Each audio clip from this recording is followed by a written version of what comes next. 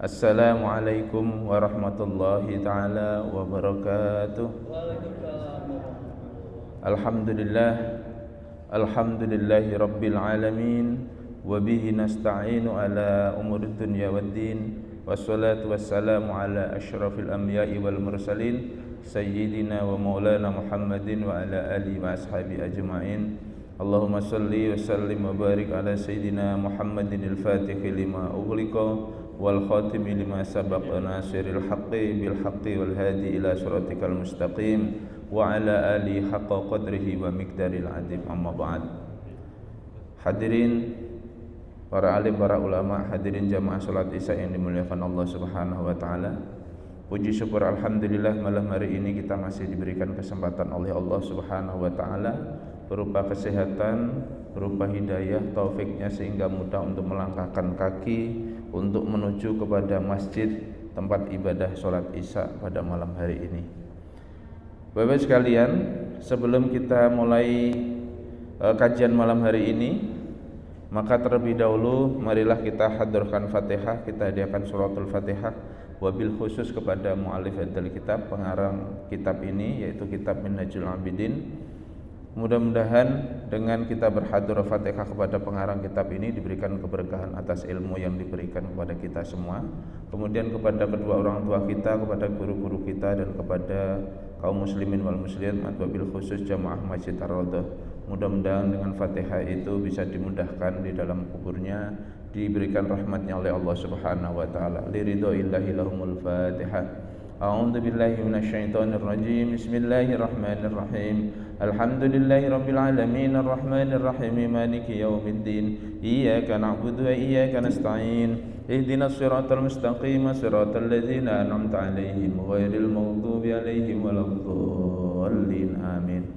Bapak-bapak sekalian, minggu yang lalu kita sudah membahas masih di babakan awaik, yaitu penghalang, dan awaik yang kedua masih babakan tentang manusia, bagaimana manusia itu bisa menghalangi tentang jalan ibadah menuju Allah Subhanahu wa taala.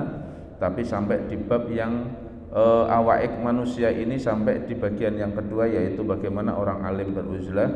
Nah, orang alim beruzlah sebagaimana yang kemarin kita sudah terangkan.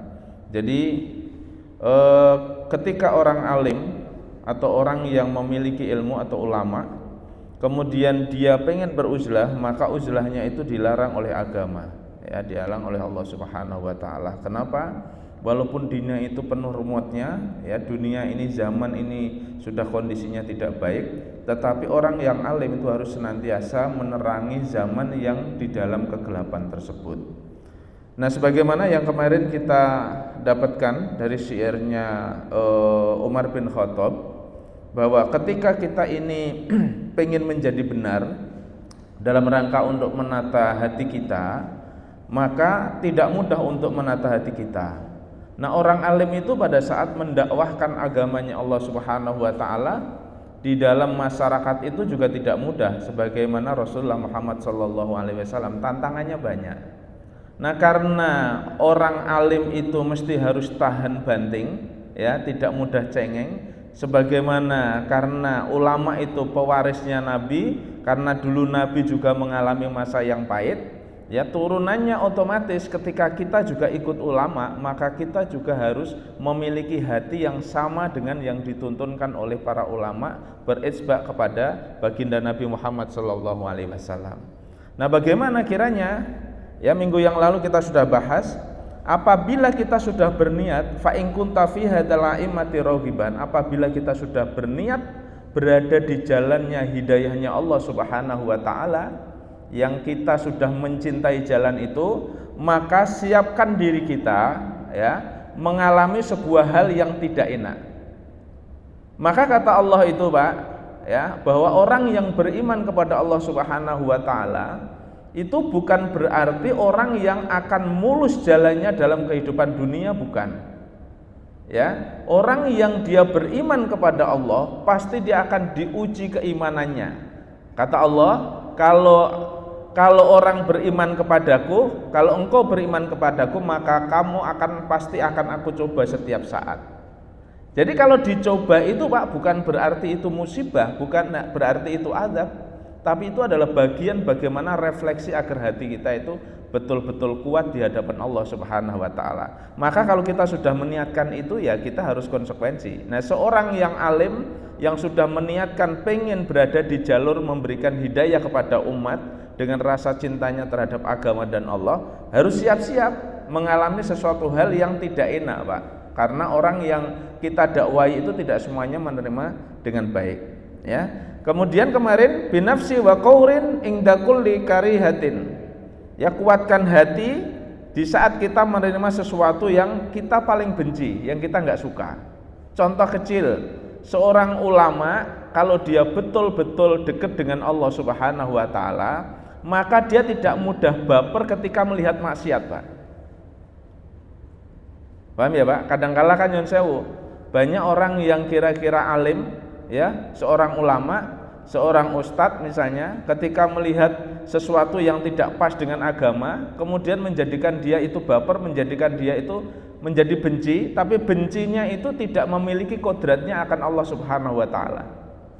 Nah, itu tidak boleh, Pak. Kalau kita pengen bersih, jernih betul cermin hati kita, maka wajib hukumnya kita menerima sesuatu, melihat sesuatu, mengalami sesuatu dengan kondisi siapapun di antara yang kita temui, maka hati kita harus taslim. Hati kita harus menerima dengan ridho walaupun kita nggak suka, ya. Wa qalbu saburin wa huwa fi sadri maniun. Jadi hati kita harus sabar, Pak. Contoh misalnya, mohon maaf, lihat orang yang mestinya itu ketika dia itu muslim, mestinya taat menjalankan ibadah sholat 5 waktu misalkan, tapi ternyata orang yang dia mengaku muslim itu ternyata nggak sholat, ya sudah, nggak apa-apa. Mungkin memang dia belum dikasih petunjuk oleh Allah, belum dikasih hidayah oleh Allah. Jadi hati kita harus sabar, kemudian menerima pahitnya segala sesuatu atas pahitnya hal yang kita terima itu dengan kesabaran yang ada di dalam dada kita. Ya, lanjutannya, Pak, walisanuka mahrurun walisanuka mahzunun wa tarfuka maljumun. Jadi lisan kita harus lebih banyak lisan kita harus banyak ditutup, Pak, dikunci, ya. Kemudian penglihatan kita juga harus banyak diwaspadai, banyak yang jangan sembarangan, intinya gitu. Wasirruka maktumun lidzatir rabbi da'iun. Kemudian setiap rahasia yang kita pegang itu harus disimpan rapat-rapat. Hanya percaya bahwa Allah lah yang wajib bisa melihat apapun yang sedang kita simpan. Nyun sewu, ada seorang yang iman kepada Allah, istilahnya kita itu tahu misalnya ada rahasianya orang, Pak, orang-orang mukmin misalnya, terus kita ngedeng, nah itu tidak boleh. Apalagi seorang yang alim, ya, seorang panutan ibaratnya itu, kemudian ketika tahu umatnya itu ada rahasia yang mestinya harus disimpan, ternyata digeberkan, digosipkan, nah itu haram, Pak. Nah, kita kalau pengen menjadi seorang yang bersih hati kita di hadapan Allah Subhanahu wa taala, jangan gampang menyebarkan rahasia siapapun orang yang mengaku dirinya sudah Islam. Ya, tahu misalnya rahasianya A gitu. Itu harus disimpan rapat-rapat. Percayalah bahwa rahasia yang saya simpan rapat-rapat ini hanya bisa diketahui oleh Allah Subhanahu wa taala. Nah, ini yang kadang susah, Pak, menjalankan seperti ini. Ya kan, karena apa? Setan itu selalu menggoda dari berbagai sisi.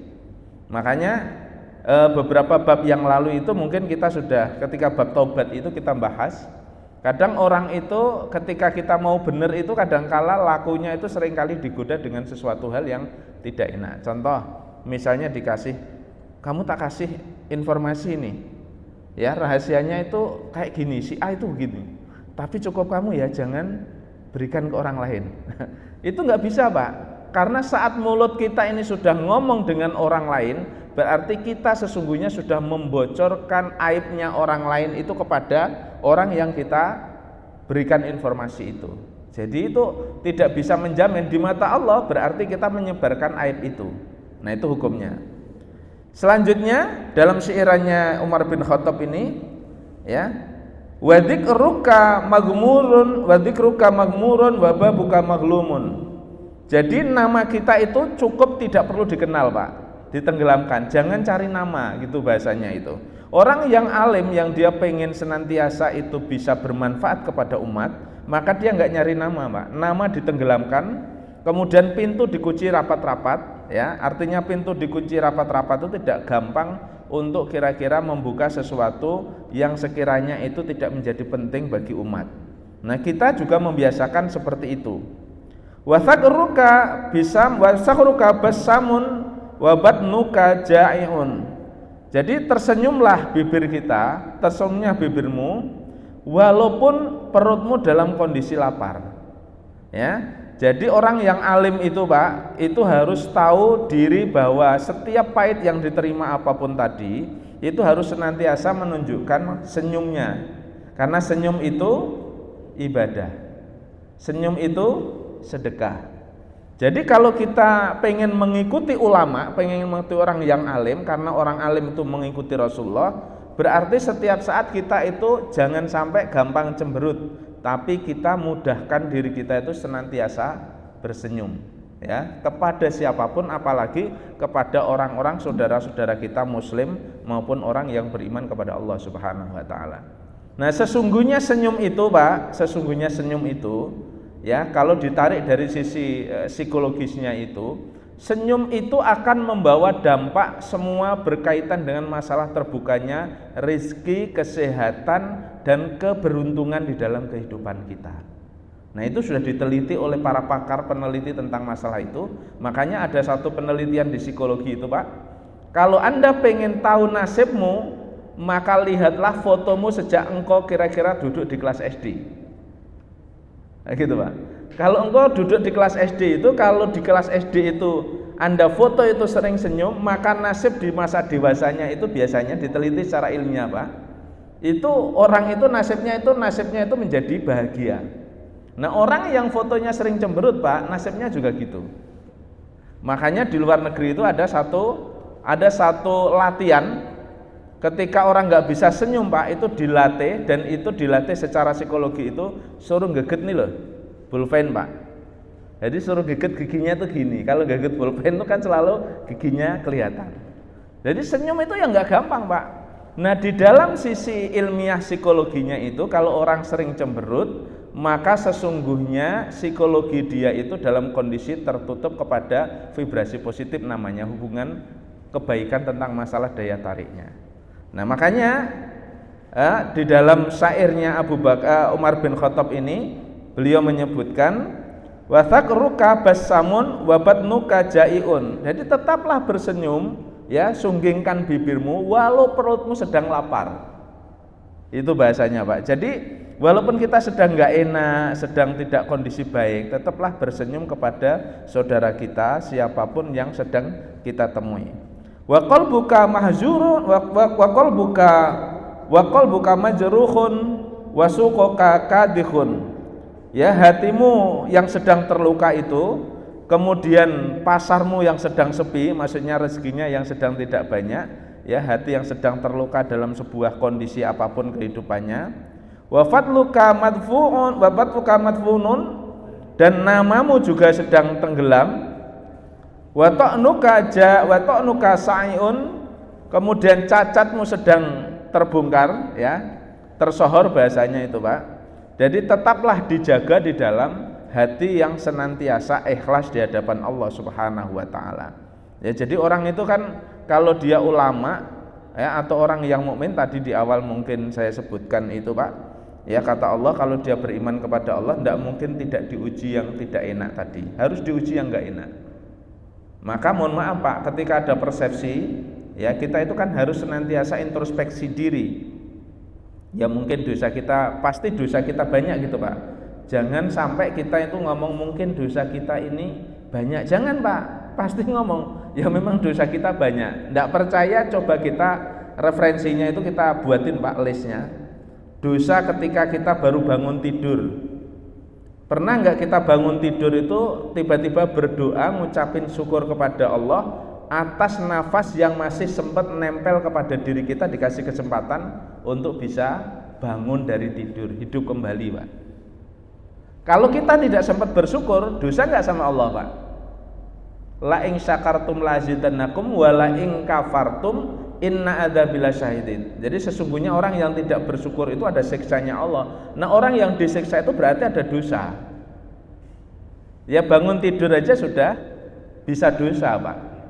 Kemudian ketika berjalan lagi mau ke kamar mandi misalkan, habis dari kamar mandi tiba-tiba pikirannya kemana-mana, berpikir suudzon atau negatif, dosa nggak kira-kira?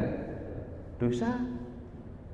Maka itu Pak, berkatalah kepada diri kita bahwa kita ini sesungguhnya banyak dosa. Bukan kok mungkin banyak dosa, enggak Pak, pasti banyak dosa Pak, siapapun dari diri kita. Nah ketika kita berintrospeksi diri tentang muhasabatun nafsi itu, bahwa kita ini banyak dosa, maka sesungguhnya dosa itu mudah sekali diampuni oleh Allah pada saat kita mulai menyadari dulu Pak. Nah oleh karenanya Bapak sekalian, ketika kita ini dalam kondisi yang tadi ya pengen beriman kepada Allah, kadangkala ada orang yang sering diuji, mohon maaf. Kadangkala mungkin kita ada pikiran, orang itu kok tiba-tiba dapat alangan terus misalnya, hidupnya nggak enak, ya kemudian senantiasa rezekinya yang nggak lancar, anaknya sakit-sakitan macam-macam. Ya kalau ada orang lain kadang berpikir, wah mungkin dia ini kena azab, mungkin dia ini karena nggak soleh, mungkin karena dia ini nggak baik. Ingat Pak, pedomannya satu, jangan sampai menilai seperti itu. Kenapa? Karena kalau musibah, hukuman itu sebanding lurus dengan masalah soal musibah, maka sesungguhnya ya Allah Subhanahu wa taala itu tidak akan pernah menguji hambanya yang bernama Ayub alaihissalam menjadi seorang nabi dan rasul dengan ujian yang musibah. Betul nggak kira-kira Pak? Nabi Ayub diangkat oleh Allah menjadi ulul azmi itu Pak, karena dia diuji Pak, pada saat dia hidupnya enak, pada saat hartanya banyak, kemudian rezekinya luar biasa, anaknya juga baik-baik Pak, setannya iri, ngomong sama Allah, minta sama Allah rekomendasi, iri bahasanya Pak. Lo Ayub itu kayak gitu kan karena memang ya dia rezekinya banyak, masih kok kasih kesehatan ya Allah. Coba kalau dia nggak dikasih kesehatan, coba kalau rezekinya hilang, apa mungkin dia masih taat? Nah Allah kasih kepada setan iblis itu untuk menggodanya. Digoda, dihabisi semua, tanamannya busuk semua, panennya habis, penyakit tubuhnya penyakit dari ini sampai tubuhnya tidak ada kulitnya sama sekali, bahkan set pun itu hanya memakan, tinggal sisa kolbunya. Bayangan Pak. Padahal ketika diuji dia masih taat Pak, sampai Allah mengutus malaikat-malaikat. Ketika Ayub itu berdoa minta, segera langsung kabulkan detik itu juga. Ditunggu sama malaikat Pak, nunggu, berbaris selalu nunggu setia untuk melihat Ayub itu berdoa, meminta sama Allah agar dikembalikan, agar disehatkan. Kita kan wajarnya begitu, betul nggak kira-kira Pak? Ketika kita sakit biasanya cepat-cepat minta sembuh nggak kira-kira Pak? Minta sembuh, nggak percaya saya Pak, pasti wah ya Allah jangan kau sembuhkan saya dulu, biarkan saya menikmati sakit ini, ada nggak kira-kira Pak? Lo Ayub itu begitu Pak, Nabi Ayub itu ditunggu sama malaikat ketika dia itu sedang dalam kondisi yang sudah sakit, bahkan istrinya itu untuk menafkahi kehidupannya sampai memotong rambutnya, menjual rambutnya.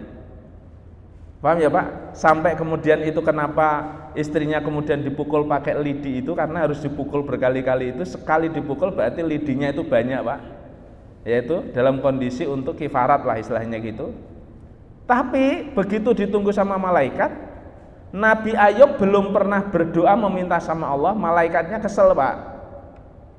Loh ini Ayub ini sudah dikasih dispensasi sama Allah, tak tunggu-tunggu Ayub, saya ini sudah diperintah sama Allah, saya suruh nungguin engkau ketika engkau minta sama Allah, suruh cepet ngabulkan.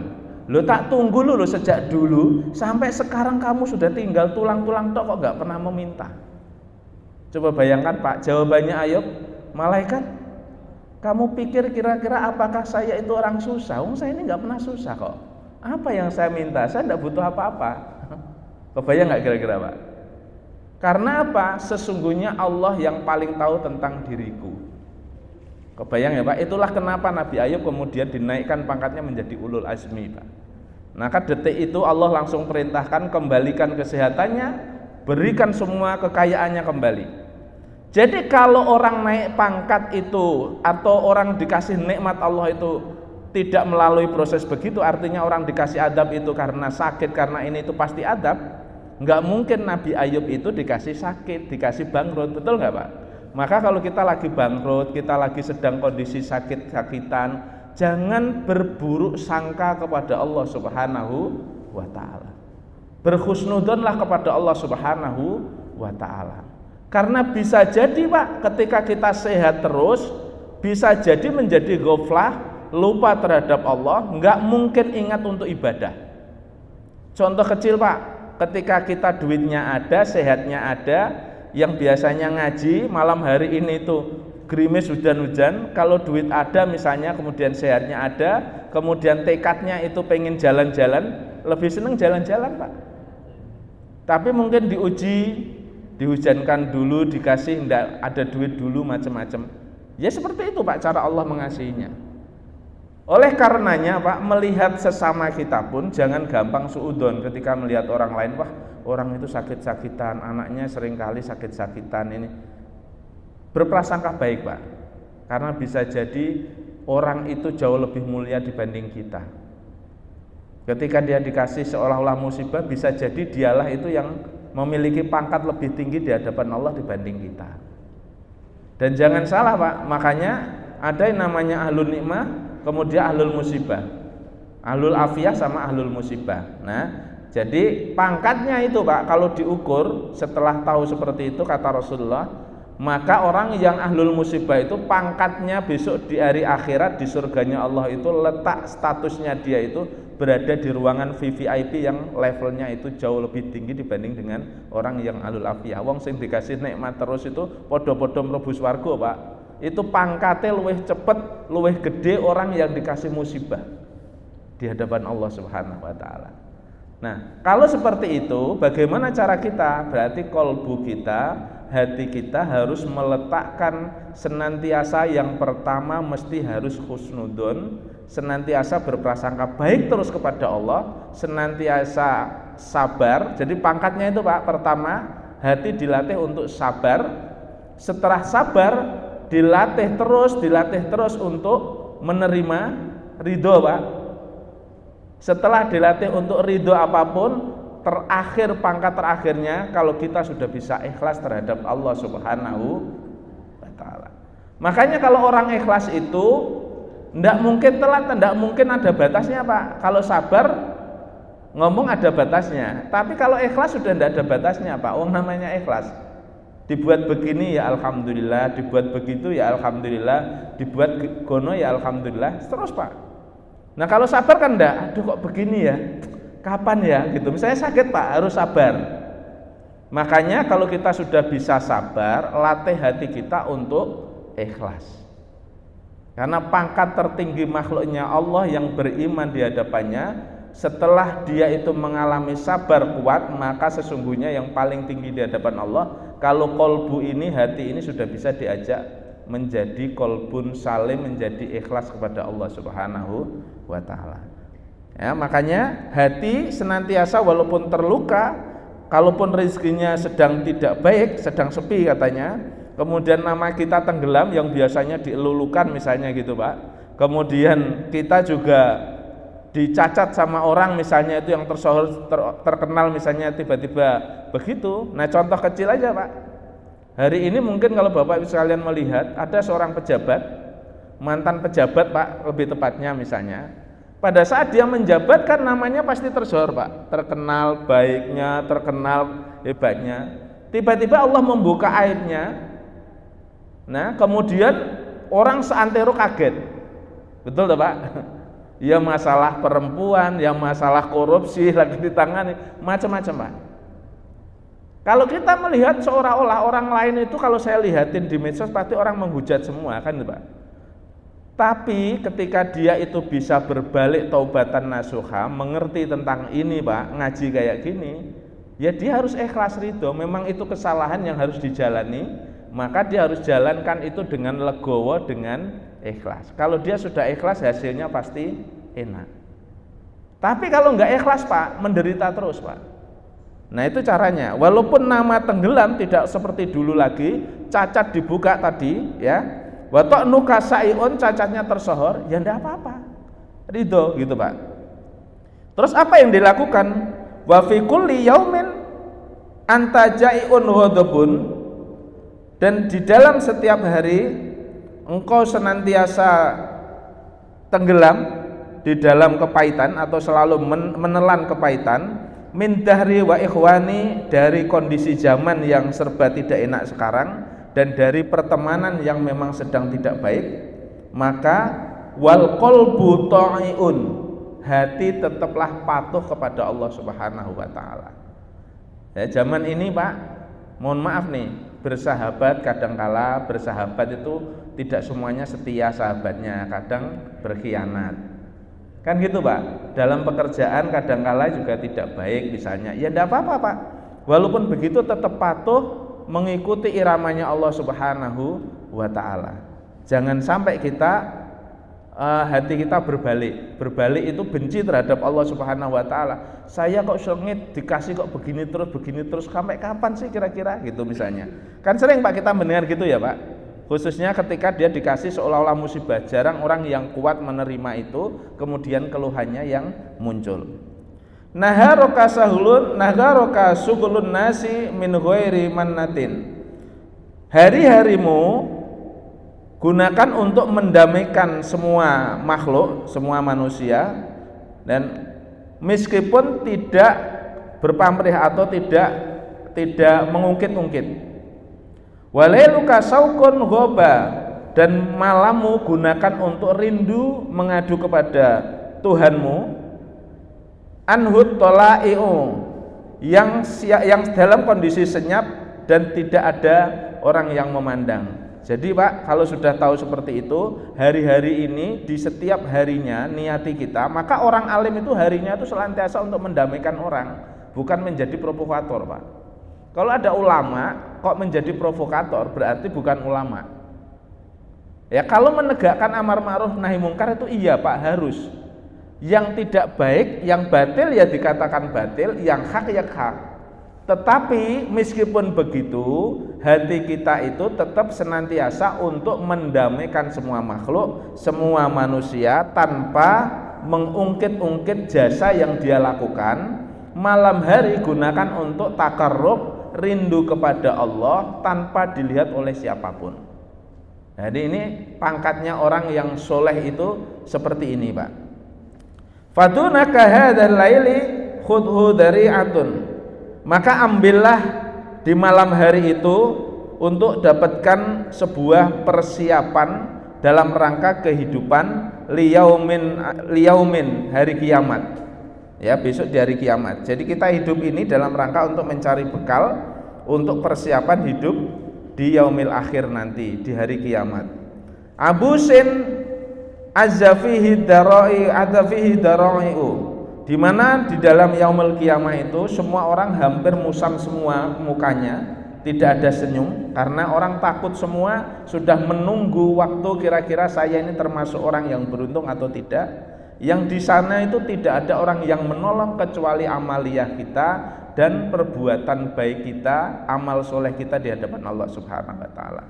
Makanya dalam satu hadisnya baginda Nabi itu Pak disebutkan, kelak di yaumil qiyamah itu sab'atun dhilluhumullahu dhilluhu wala dhillu fihi. Jadi besok di hari kiamat itu Pak, ketika tidak ada pertolongan, tidak ada naungan, ada 7 golongan yang akan dinaungi oleh Allah Subhanahu wa taala kelak di akhirat.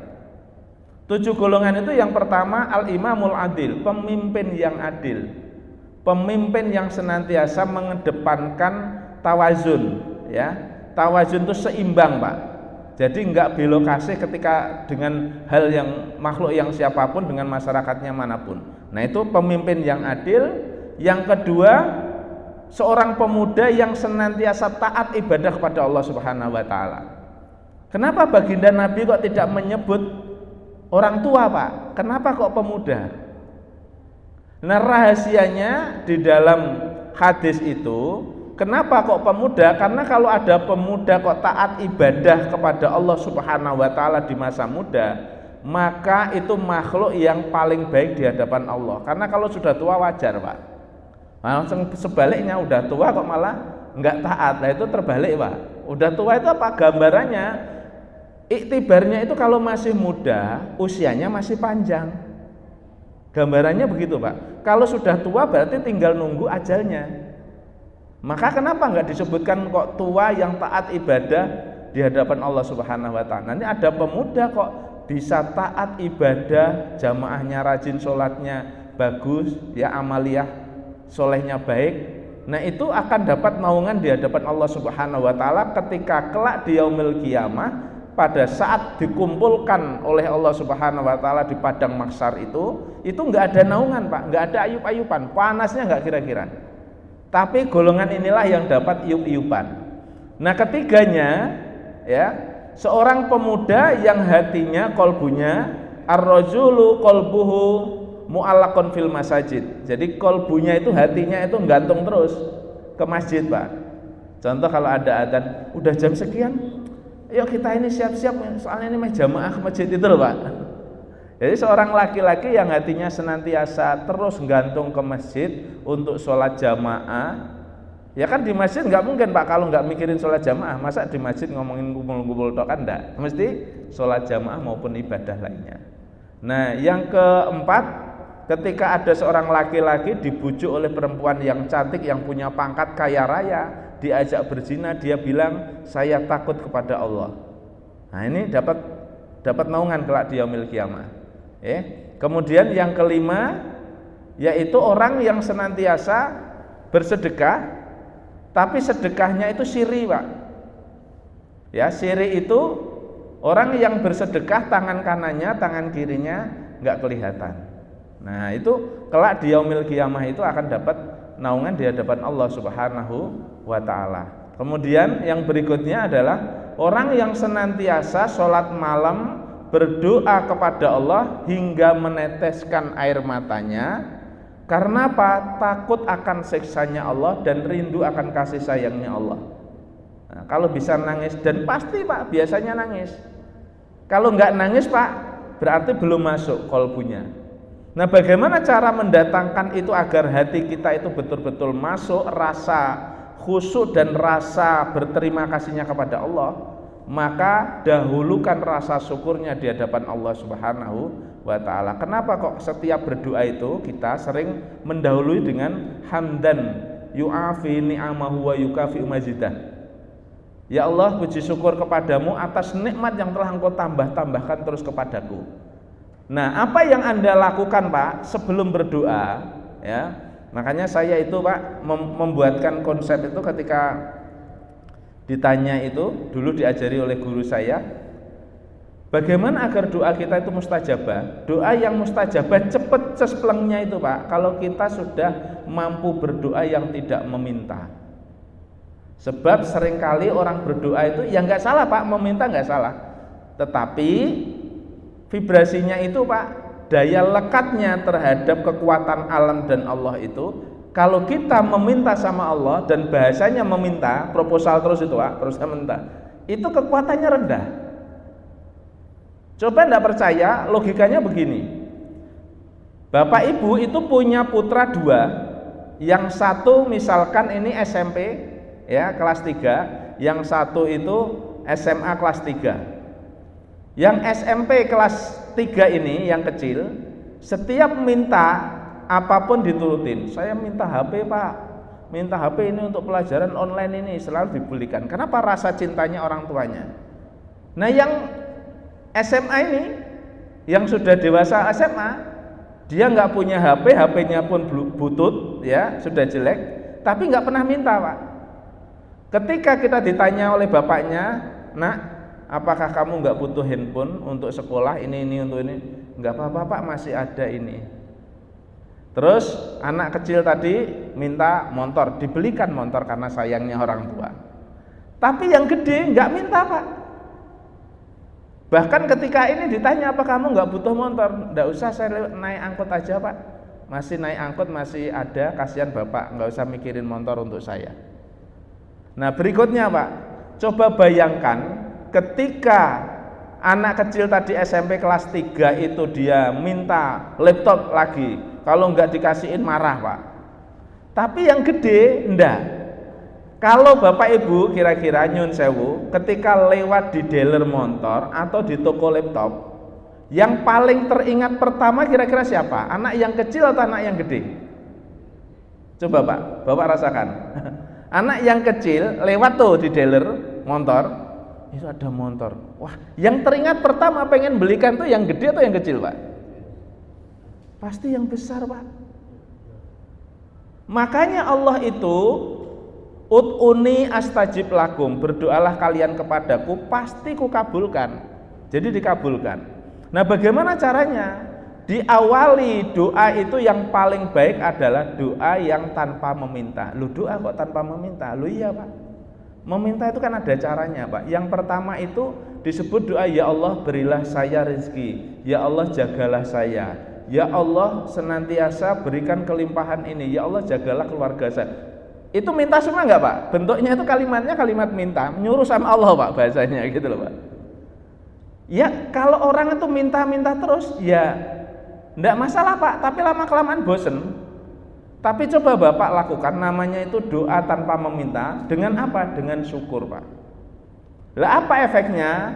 Ya Allah terima kasih, alhamdulillah ya Allah, kau kasih saya rezeki yang berlimpah seperti ini ya Allah gitu. Misalnya ya Allah terima kasih kau berikan saya uang tiba-tiba sebanyak ini sampai puluhan miliar gitu misalnya Pak. Padahal belum ada, kan dikira orang kelindur ya Pak ya? Enggak Pak, salah. Jadi doa itu pertama kali ada di Lauhul Mahfud.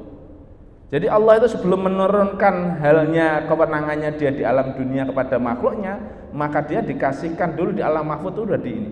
Nah ketika kolbu kita, jiwa kita, roh kita itu sambil membayangkan, merasakan kepada Allah, ya Allah alhamdulillah kau kasih saya rezeki uang yang sebanyak ini, bukan akan Pak, tapi sudah. Jadi dia langsung tanpa batas, roh jiwa itu tanpa batas, connect sama Allah di atas, maka besoknya akan hadir di alam kenyataan. Nah doa itu namanya rasa kita. Ya Allah terima kasih kau berikan saya rezeki yang sebanyak ini, sambil gambarkan Pak. Tapi itu dimulai dulu dari rasa syukur. Bagaimana rasa syukurnya? Rasa syukur, ya Allah alhamdulillah kau kasih saya nafas yang seperti ini. Terus Pak terima kasih, mohon maaf ya Allah karena saya lupa seringkali tidak syukur kepadamu, padahal saya nggak pernah berdoa, tetapi engkau masih tetap terus menerus mengasihkan nikmat nafas ini kepadaku. Maafin aku ya Allah, karena aku bukan termasuk hambamu yang sering bersyukur.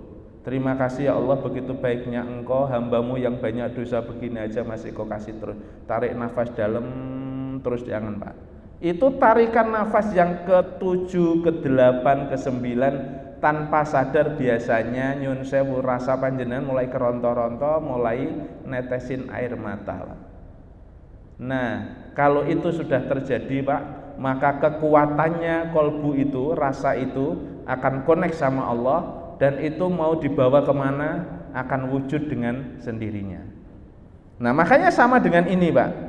Ya ini kan petunjuknya orang uzlah, fisiknya bareng orang alim itu, fisiknya bareng dengan masyarakat, tapi kolbunya uzlah. Paham ya Pak ya? Sama dengan itu. Maka naam ya yakunu bin nafsi ma'ahum, ya dirimu ya sesungguhnya berkumpul.